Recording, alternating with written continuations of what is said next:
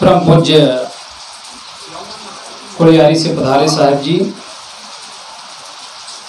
एवं करगा आश्रम से पधारी हुई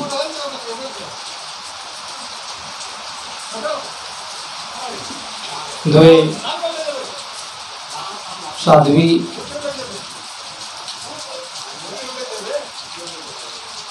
एवं धर्मरागी बंधुओं, भक्तिमती माताएं,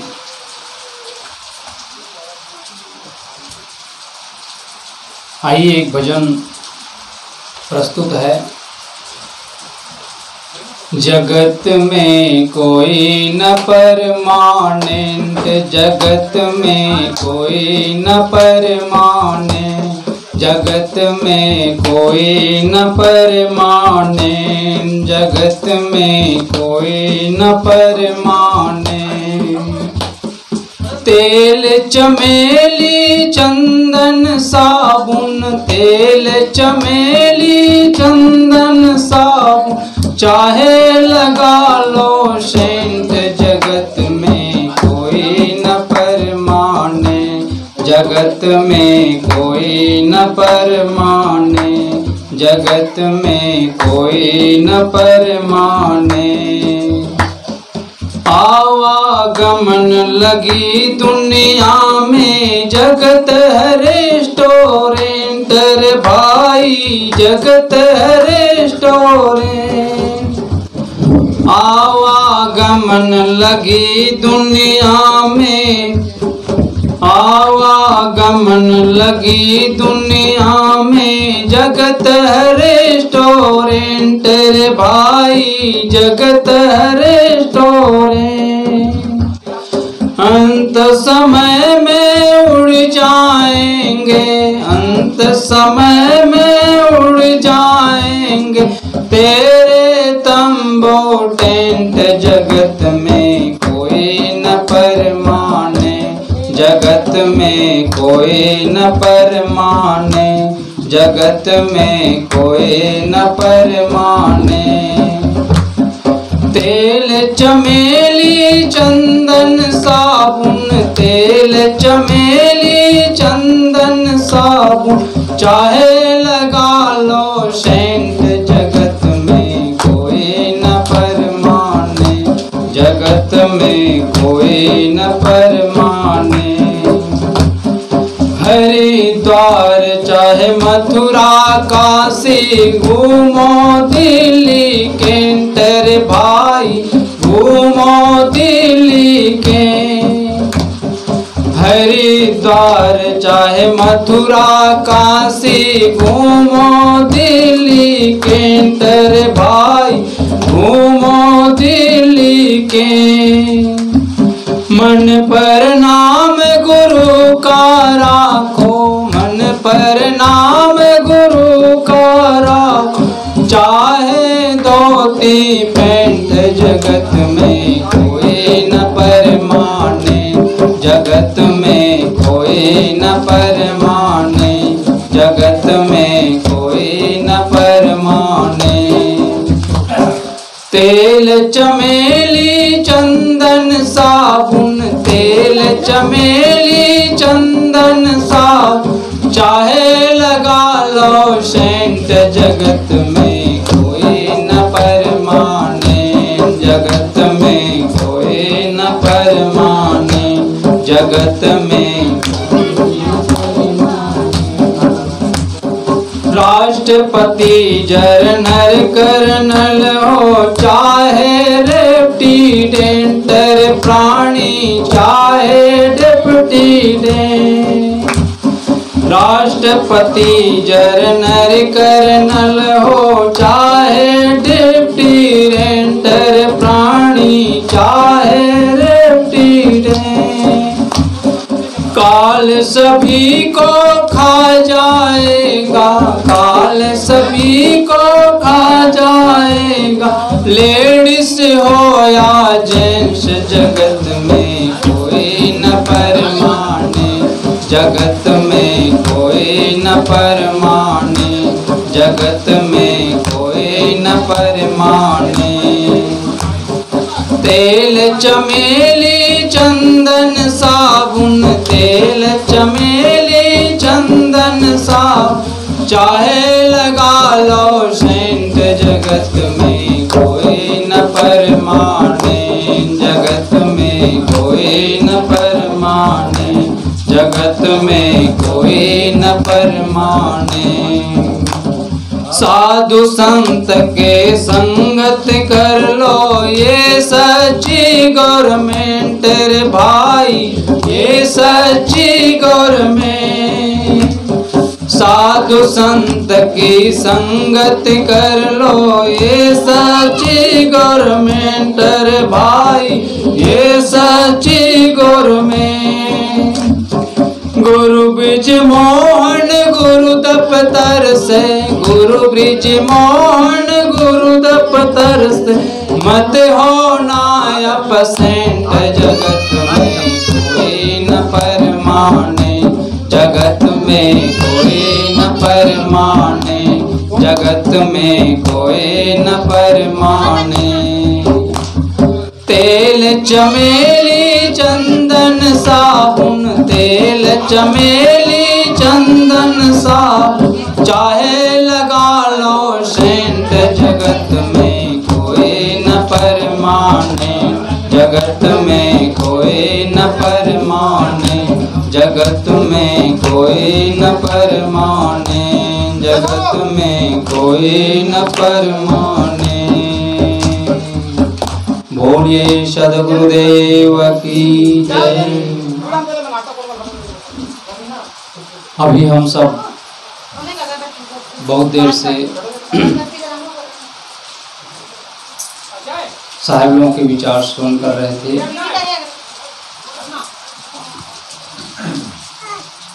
आज हम सब यहाँ पर एकत्रित हुए हैं संत श्री गुरु भजन साहब जी के श्रद्धांजलि सभा में। हम आप सबको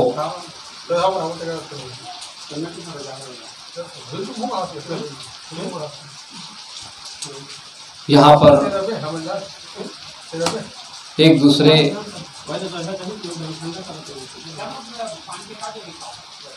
बैठने का मौका मिला।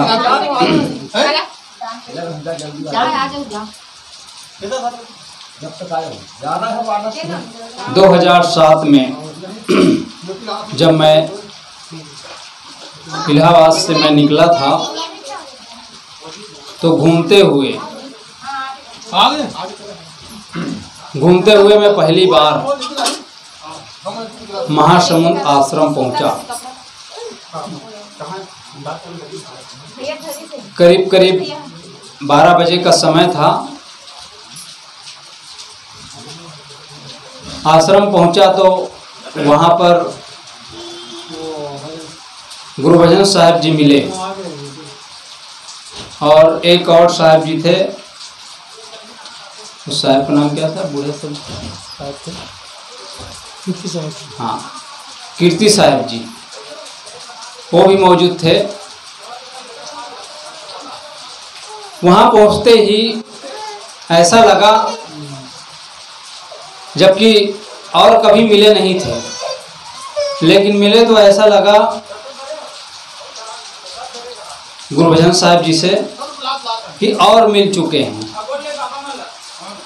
इतना सरल और इतना मिलनसार कि पता ही नहीं चला कि जो है पहली बार मिल रहे हैं। मतलब वो मिलनसार संत थे और पहली बार में ही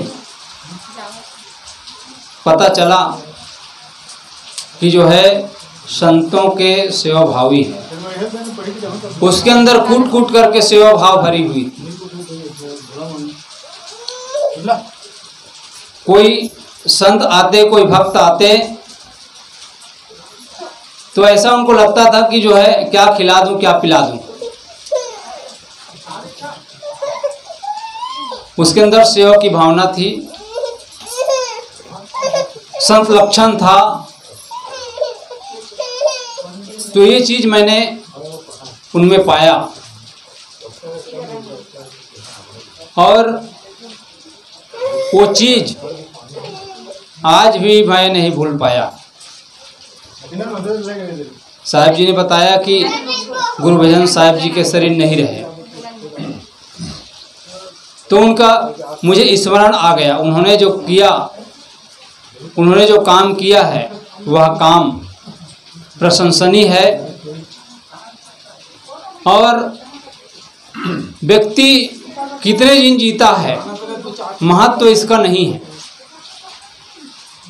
महत्व है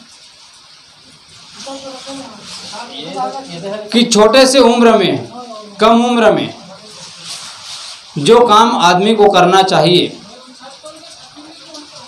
वो काम उन्होंने किया।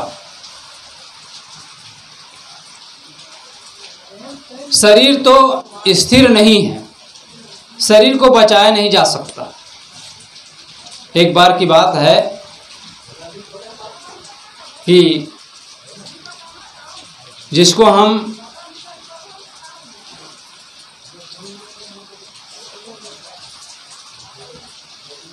महाभारत में राजा शांतनु का नाम आपने सुना होगा। राजा शांतनु की जो पत्नी थी निषाद राज की पुत्री, जो निषाद राज था वह जो नारद के पास प्रश्न किए कि नारद जी, मुनिवर, मैं चाहता हूं कि मैं कभी ना मरूं, मैं कभी ना मरूं। नारद जी ने कहा कि जो भी इस मृत्यु लोक में आता है उसको तो मरना ही पड़ता है, लेकिन वह कहता है निषाद राज, आप जो है देवताओं के नज़दीक रहते हैं, आना जाना आपका होता रहता है, आप चाहें तो रुकवा सकते हैं, आप चाहें तो मेरा काम बन सकता है।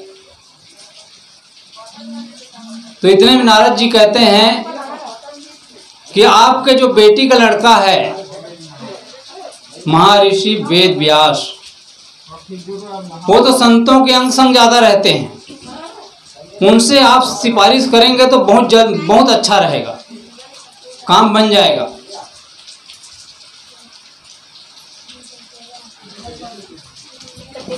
समय से मिलन हुआ, समय से मिले। इतने में निषाद राज ने कहा वेद व्यास से कि आप जो है देवताओं के नज़दीक है, संत देवताओं से मिलते रहते हैं, मैं आपसे निवेदन कर रहा हूँ कि आप मेरे बारे में देवताओं से सिफारिश करिए कि मैं अभी मरना नहीं चाहता हूँ, मैं अभी जीना चाहता हूँ। मेरा शरीर ऐसा बना दीजिए कि मैं मरूँ ना। नारद जी ने कहा जो जन्म लेता है उसको मरना ही पड़ता है, इस संसार से जाना ही पड़ता है, ये प्रकृति का नियम है, अटल सत्य है, इसको रोका नहीं जा सकता है। तो कहने का भाव यह है कि जो भी इस दुनिया में आता है उसको जाना ही पड़ता है। कोई अमरता का वरदान भी मांग ले तो भी वो सुखी नहीं रह सकता। कहते हैं कि एक आदमी तपस्या कर रहा था, तपस्या करते करते देवता प्रकट हो गए। देवता ने कहा जो मांगना है सो मांग लो। उसने कहा मैं कभी ना मरूं, मुझे ऐसा वरदान दीजिए और मेरे परिवार में जितने लोग हैं वो कभी ना मरे। उसने कहा यो मस्तु, वरदान दे दिया। अब वरदान तो दे दिया, अब उनके परिवार में कोई मरता ही नहीं। बूढ़े होते चले गए, बच्चा पैदा होता चला गया, मकान भी बहुत बड़ा हो गया। जो जो बूढ़े होते गए और जितने परिवार के सदस्य थे एक दूसरे की बात कोई मानता ही नहीं, लड़ाई हो रहा है, झगड़ा हो रहा है, तो घर स्वर्ग बनेगा कि नरक? क्या बनेगा? नरक बन जाएगा। परेशान हो गए, एकदम से भयंकर दुखी रहने लग गए पूरे परिवार के लोग। अब कोई मरता ही नहीं है, पैदा होता है, प्रावधान ही नहीं है मरने का। अब सब के सब जो है आपस में लड़ना, आपस में जो है दुखी होना, अब ये सिलसिला चलता रहा। एक दिन मंदिर गया, तो जो बूढ़ा था मंदिर गया और कहते हैं कि हे भगवान मुझे मृत्यु दे दो, इसे कहता है। मतलब जो जन्म लिया है उसको मरना निश्चित है, मरना ही पड़ता है दुनिया में। तो यहाँ कोई टिकने वाला नहीं है। और इस घर से जो संत जी इस शरीर को छोड़ करके गए हैं, सबसे बड़ी बात तो यह है कि उनके माता पिता धन्य है, जो ऐसे संत को जन्म दिया। माता पिता धन्य इसलिए है क्योंकि संत जो है उनके गर्भ से पैदा हुए। ऐसे कोई बिरले माता पिता होते हैं, संस्कारी होते हैं, उन्हीं के यहाँ जन्म लेते हैं, सबके यहाँ थोड़ी होता है। और उन्होंने वो जो अधेड़ अवस्था में चले गए, इसका मतलब ये नहीं है कि उन्होंने काम नहीं किया। जो गए, जिस प्रकार से नदी है, या जैसे हम यहाँ से एक गिलास पानी हम नीचे गिरा दें तो कहाँ तक जाएगा? यहाँ से वहाँ तक चला जाएगा, सूख गया। लेकिन हम एक गिलास जब डालेंगे ना तो कहाँ जाएगा? वहाँ एकदम धारा पकड़ते हुए तेज धारा से जाकर के आगे बढ़ेगा। उसी प्रकार से अभी इस जन्म में पूरा काम नहीं कर पाए जो करना चाहिए, क्योंकि सबके साथ प्रारब्ध है। जितना दिन तक प्रारब्ध रहता है व्यक्ति, उतना दिन तक से इस संसार में उसका दाना पानी लिखा होता है, और जिस दिन उनका दाना पानी उठ गया उस दिन इस दुनिया से व्यक्ति चला जाता है। तो एक गिलास पानी यहां तक गया, लेकिन दूसरी बार डालेंगे तो वो जो है रफ्तार पकड़ करके आगे बढ़ता है। जितने भी महापुरुष हुए, बड़े बड़े महापुरुष, वे एक ही जन्म में नहीं हो गए, धीरे धीरे आगे बढ़ते हैं। कई जन्म लगते हैं, जन्मों जन्मों का होता है। तो इस प्रकार से उन्होंने तो अभी प्रयास किया, इस जन्म में प्रयास किया, आगे जो है प्रयास जारी, धीरे धीरे करके ऊपर उठता है कोई भी। इसलिए सदगुरु कबीर साहब कहते हैं, धीरे धीरे रे मना, धीरे सब कुछ होए, माली सींचे सब घड़ा, ऋतु आवे फल होए। तो धीरे धीरे होता है कोई भी काम। जिस दिन हम जन्म लेते हैं उसी दिन मृत्यु का टिकट कट जाता है। जैसे हम रिजर्वेशन करते हैं गाड़ी में जिस दिन रिजर्वेशन करते हैं उसी दिन चले जाते हैं क्या? पहले से करना पड़ता है कंफर्म करने के लिए, है ना। कई लोगों का तो जो कंफर्म ही नहीं हो पाता है। उसी प्रकार से जीवन की गाड़ी भी है, जाना तय है लेकिन कंफर्म नहीं हो पाता है। किसी का कंफर्म हो जाता है, किसी का नहीं हो पाता है। इसलिए व्यक्ति जो है कोई जवानी में चला जाता है, कोई बचपना में चला जाता है, कोई कंफर्म हो तो बूढ़ा में चला जाता है, कोई बेटिंग में चला जाता है। तो कहने का मतलब यह है, जाना तो सबको है इस संसार से। काल खड़ा सी रूप रे जाग वीराने मीत, जाका घर है घर में सो का सो निश्चिंत। काल हमारे चोटी को पकड़ रखा है, हर समय हमारी मौत हो रही है, छन छन छन छन छन छन बदल रहा है यह शरीर। इसलिए आज अवसर है मनुष्य जीवन का। इस मनुष्य जीवन में ही हम जो है अपना काम कर लें, अपना आत्म कल्याण का काम कर लें। जो साहिब के अंदर जो गुण था, जो सरलता थी, जो उनके अंदर जो प्रेम था संतों के प्रति, जो उनके अंदर सेवा की भावना थी, उसको जो है हम अपने जीवन में अपनाएं।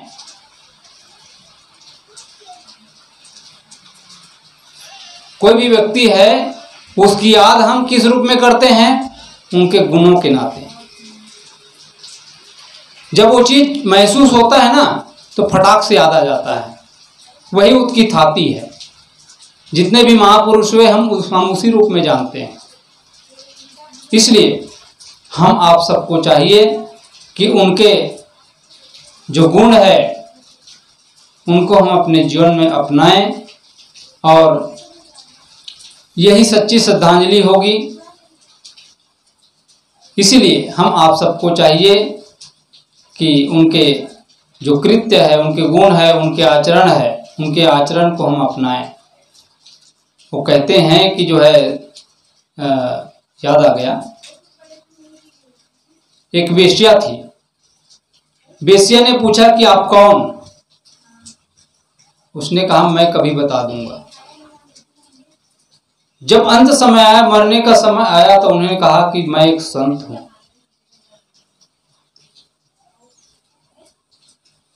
उसी प्रकार से गुरभजन साहिब जी, हम दावे के साथ कहते हैं कि वो एक संत थे। जीते जी तो कोई अपने को नहीं कहता, लेकिन वास्तव में उनके अंदर वो गुण था, वो आचरण था, वो सब कुछ मौजूद था। इसलिए वो जो है संत थे।